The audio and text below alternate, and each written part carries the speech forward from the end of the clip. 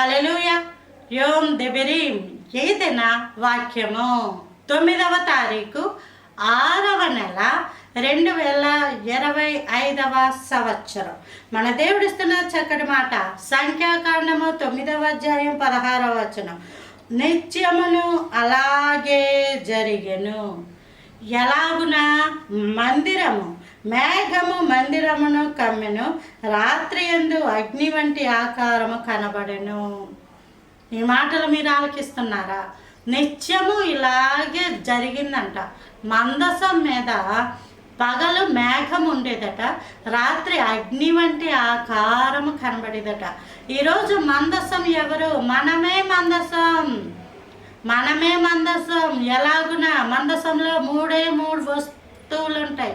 అహరోను కర్ర, మన్నా పాత్ర, రాతి పలకలు, చిగురించిన జీవితం ఆత్మీయంగా, అలాగే దేవుని యొక్క ఆజ్ఞలు, అలాగే పరలోక మన్నా, యేసు ప్రభువారు.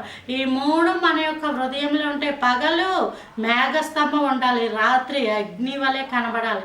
రాత్రి అంటే చీకటి, చీకటికి రాత్రి అని పేరు కదా.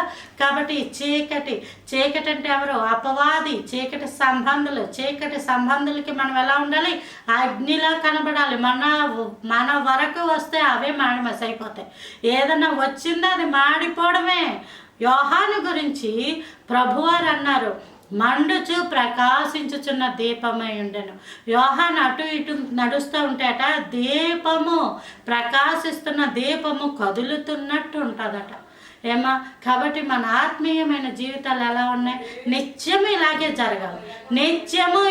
జరగాలి. ఒక రోజు కాదు, 2 రోజులు కదా. చాలామంది ఒకప్పుడండి ఎంత ప్రార్థన, ఒకప్పుడండి అని చెప్తారు. కాదు, ఈ రోజుకి అలా బ్రతకాలి, ఈ రోజుకి అలా జీవించాలి. నీ ఆత్మీయ జీవితాన్ని సరిచేసుకో, ప్రభు దగ్గర సరిగా ఉండే. ప్రభువా నిత్యము ఇలాగుండే కృపను నాకు అనుగ్రహించవని గోజాడు. దేవుడు నీకు అనుగ్రహించును గాక, మనందరికీ అనుగ్రహించును గాక. Praise the Lord. ఆమేన్.